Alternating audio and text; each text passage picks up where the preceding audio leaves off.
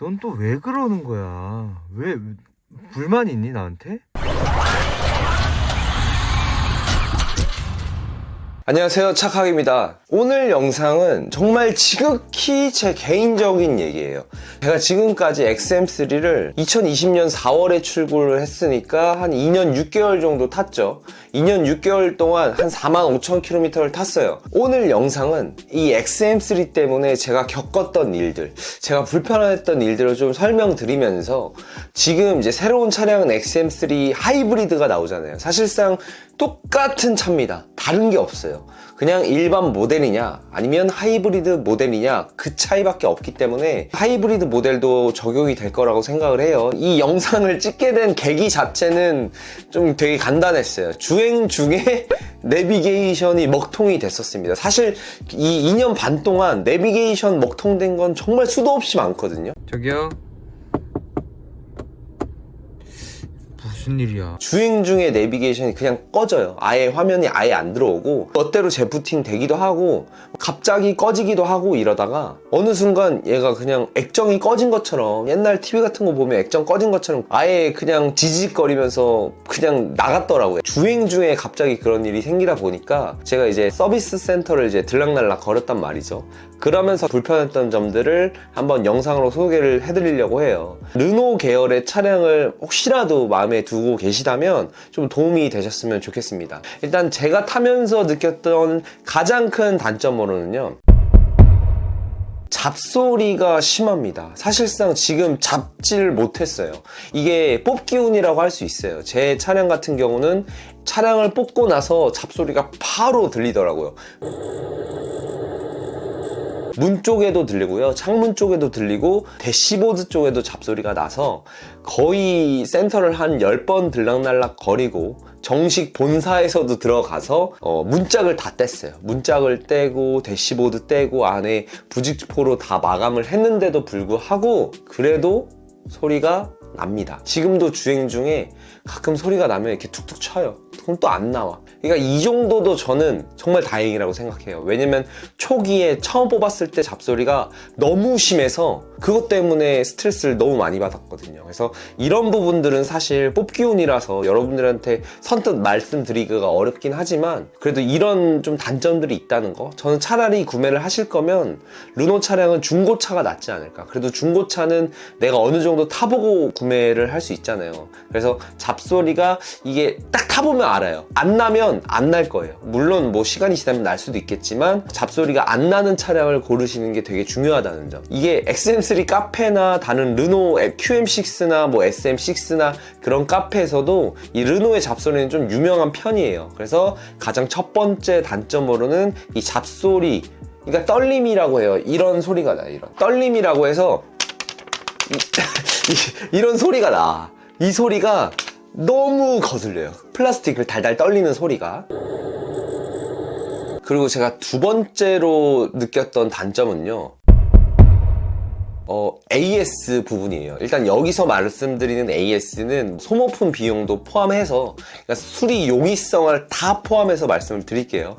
일단 현대기아에 비교해서 르노의 AS 이런 정책은 조금 느려요. 이게 제가 액정이 이제 나갔다고 말씀을 드렸잖아요. 그러면 시스템이 어떻게 돼 있냐면, 제가 제 근처에 서비스 센터를 가가지고 수리를 맡기면 거기서 부품이 없더라고요. 그래, 없을 수 있어. 없는 것까지는 이해가 되는데 거기서 부품이 없으면 좀 일괄적으로 이런 전선을 좀 시키고 좀 액정을 시키고 이렇게 해야 되는데 그게 안 된다고 합니다. 르노 같은 경우는 예를 들어서 디스플레이를 고치려고 하면 일단 먼저 무조건 일단 전선을 교체를 해야 되는데 전선 부품이 없으니까 부품을 본사로부터 받고, 만약에 전선을 해봤는데 또 안 되면 그때서야 디스플레이를 주문하고 또 디스플레이를 받고, 디스플레이를 넣어봤는데 또 안 되면 그때서야 또 다른 부품을 받고, 이런 식이에요. 좀 아무래도 조금 시간이 오래 걸리더라고요. 거기다가 일단 엔진오일 같은 소모품 비용은 현대기아에 비해서 기본적으로 1.5배는 비쌉니다. 물론 순정이 아니라 따로 이제 구매를 하셔서 공임 따로 주셔서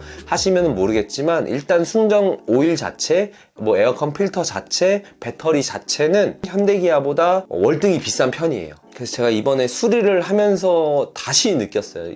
이게 그렇게 원활하진 않겠구나. 그래서 르노의 차량을 구매를 하실 분들은 이런 AS 수리 용이성에 대해서도 좀 생각을 하셔야 될 것 같아요. 그리고 마지막으로 세 번째 단점으로는요, 사실 다 필요 없어요. 제가 디스플레이가 나갔다고 했잖아요. 이 디스플레이가 문제야. 우리가 센터페시아라고 하죠. 그 부분이 다 문제야.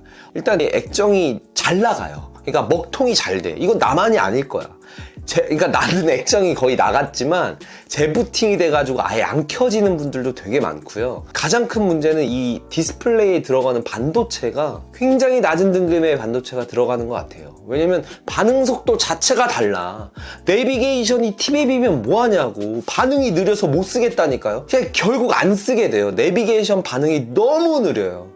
한영 전압도 너무 힘들어. 열선 시트, 통풍 시트 키는 거 너무 힘들어요. 이게 왜 힘드냐면 이걸 누르면 바로 물리적으로 작동을 시켜야 되는데 그게 아니야. 이거 누른 다음에 거기 화면 들어가가지고 또 왼쪽 갈 거니 오른쪽 갈 거니 왼쪽에 1단계 갈 거니 2단계 갈 거니 1단계만 이렇게 누르고 이 과정 자체가 너무 길다 보니까 열선 시트 안 쓰게 돼요. 통풍 시트 안 써요. 나 쓰는 거 열선 핸들밖에 없어. 그럼 그나마 왼쪽에 물리적으로 튀어나와서 자주 쓰게 되더라고, 추우면. 이런 부분들 때문에 매우 불편하다. 거기다가 이게 우리가 보통 여름이나 아니면 엄청 추운 겨울에 차에 딱 들어가자마자 추워서 아니면 혹은 더워서 바로 시트를 켜게 되잖아요. 그게 안 돼요.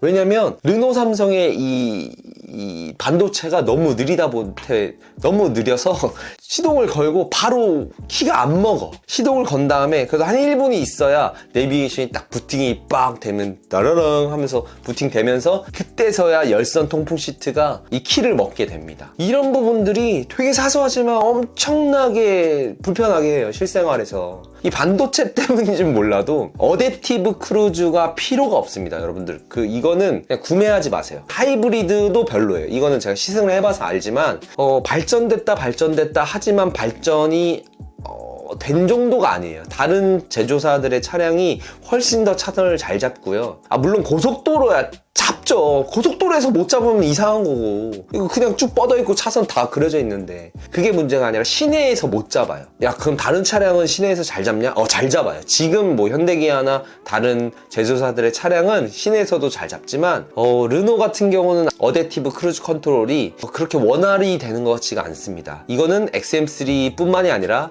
르노 제조사의 모든 자동차들이 다 그러니까요. 그래서 이런 소프트웨어적인 부분이 저는 제일 마음에 안 들어요. 반면에 저는 하드웨어는 굉장히 마음에 들거든요. XM3를 타다 보면 굉장히 마음에 들 때가 많아요. 특히나 이제 고속 주행할 때 안정감이 굉장히 뛰어나고 승차감도 좋고 그런 부분은 만족이 되지만 소프트웨어적인 측면이 많이 부족하다고 느꼈습니다. 그래서 혹시라도 XM3 하이브리드를 이제 고민하시는 분들이 있을 텐데 하이브리드는 확실히 일반 엔진 모델보다는 괜찮아요. 어떤 부분이 괜찮냐? XM3의 단점으로 항상 꼽았던 게 시내 주행이 불편하다. 왜냐면 DCT 모델에다가 변속기는 진짜 개싸 울컥거려요. 초반에 울컥거림이 굉장히 심해지고요. 그 울컥거림을 최소화하려고 제가 운전 스타일이 바뀔 정도로 울컥거림이 심한데 이게 하이브리드 같은 경우는 그거보다 훨씬 현저히 떨어집니다. 그래서 울컥거림이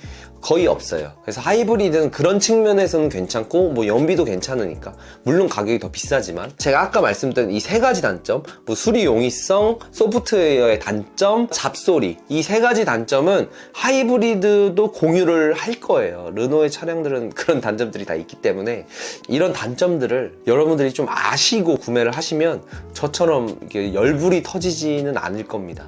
제가 센터를 정말 10번을 넘게 왔다 갔다 하면서 내가 이 차를 산 거를 후회하기도 했거든요. 주행을 하면서는 굉장히 즐거웠는데 일상생활에서 열선 시트, 통풍 시트를 못 쓰게 되는 거, 후방 카메라도 사실 좋은 것도 아니고 이런 소프트웨어적인 측면에서 좀 불만을 많이 하다 보니까 지금에 와서는 사실은 후회하는 편이에요. XM3를 사게 된 걸. 제가 이렇게 말씀드리는 이유는 르노 제조사에서 AS의 정책 자체를 좀 바꿨으면 좋겠어요. 너무 오래 걸려, 솔직하게. 이 부품 계속 하나하나 주문하는 것도 정비소 입장에서도 힘들다니까요. 본사에서 하나하나 주문해가지고 그때그때 껴가지고 아 이거 되네? 오케이 통과. 안 되네? 또 주문. 안 되네? 또 주문.